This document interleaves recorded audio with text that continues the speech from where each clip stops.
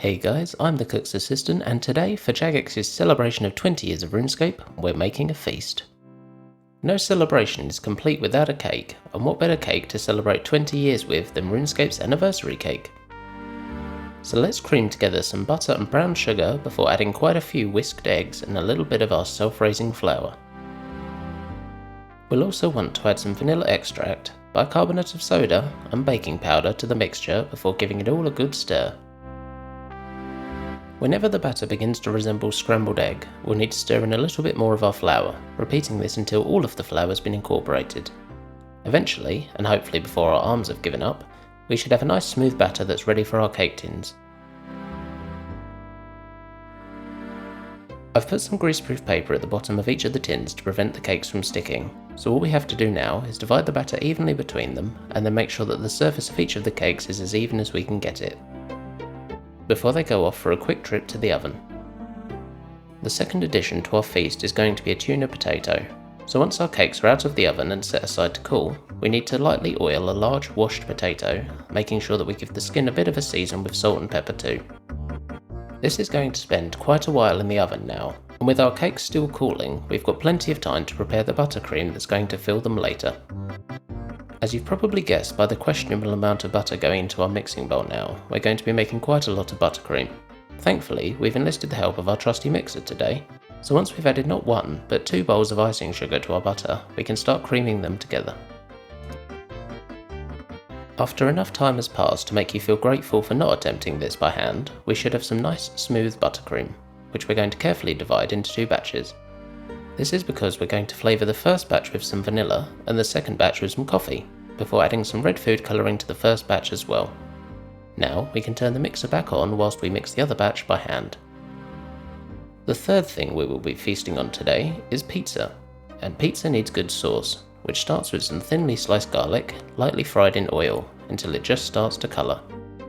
Then in go some chopped tomatoes, followed by some pepper and salt. And once that's been cooked out a little bit, some basil and oregano. Now it's on with the lid, and we'll put that to one side over a low heat until we need it later.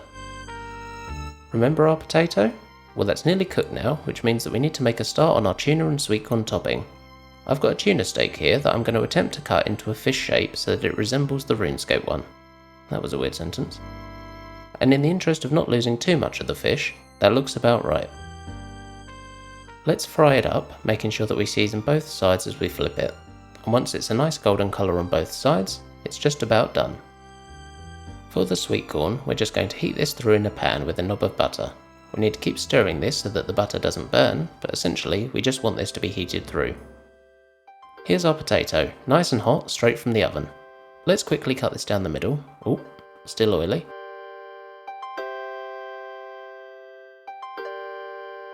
Now we're just going to carve it up a little bit with a fork so that a decent amount of the butter that we're adding can soak in nicely. Once all of the butter's been added, it's time for the sweet corn. And here's our nicely cooked tuna.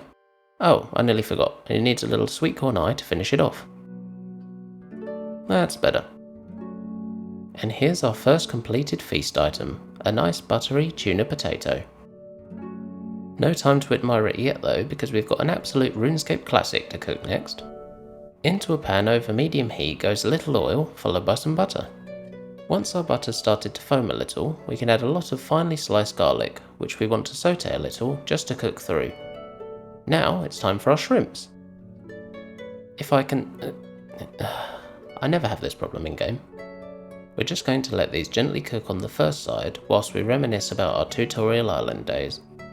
And when they've had a minute or so, it's time to flip them over. Ah, nice. Once these have had the same amount of time on the other side, we can carefully transfer them to our serving dish, complete with their garlic and butter. Ooh, I'm getting hungry now. So what's next? Ah yeah, pizza.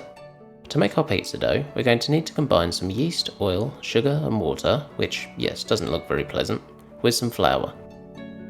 Then, it's just a case of working it all together, which can take anything up to 25 minutes by hand, until we have something that resembles a soft, doughy pillow. Once this has been achieved, our dough will then need to spend an overnight trip in the fridge until it's doubled in size. Thankfully, here's some I made earlier, so let's form our pizza base with the help of some semolina. There is a method to this, but as you can probably tell, I'm not a pro. So essentially you're just looking for a thin, even pizza base, making sure that you leave a lip around the edge that will form our pizza's crust later. There we are. Now, if like me you don't have a pizza oven, you can use one of these pizza stones.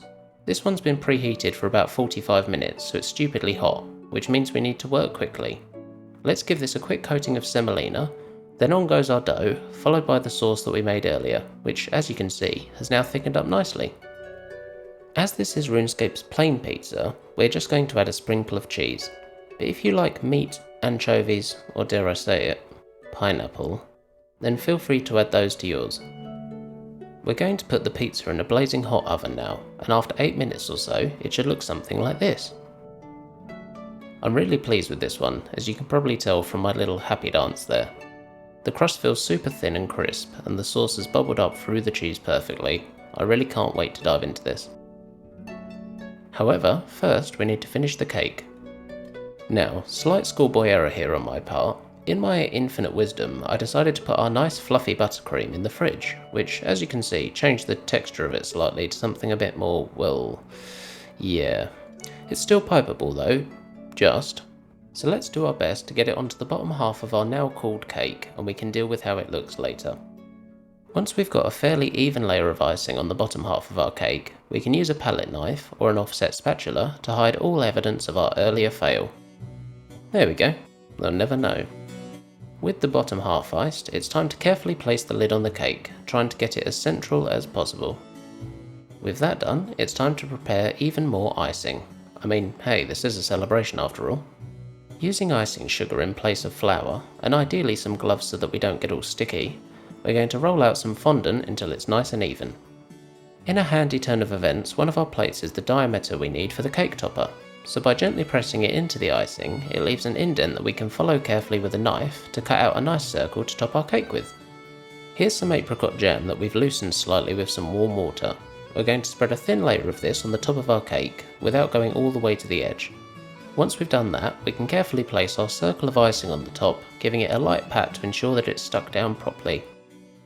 Thankfully, our pink buttercream has been out of the fridge long enough now to make it usable, so using a different piping tip, we can attempt to pipe a decorative pink ribbon around the edge of our cake. And finally, let's add some cake sprinkles to finish it all off. So we've got all of this food, but nothing to drink. Let's make a potion, shall we? More specifically, a Sarah Brew.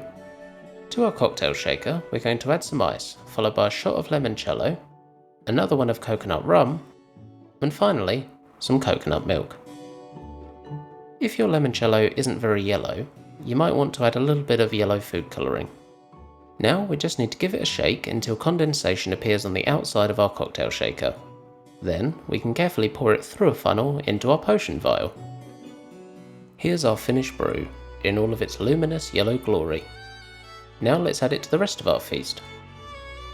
And here we have it guys, our feast celebrating 20 years of RuneScape, complete with anniversary cake which, yes, does have 20 candles, although we're not really risking training fire making today between them and our wooden table. I'd like to thank Jagex for getting me involved in this. I've loved putting this together for you all and I hope that you've all enjoyed seeing some of RuneScape's food come to life too. If you'd like to have a go at making your own RuneScape food at home, you can find links to recipe cards for the cake and other iconic RuneScape food in the description below. Happy anniversary RuneScape, and here's to many more.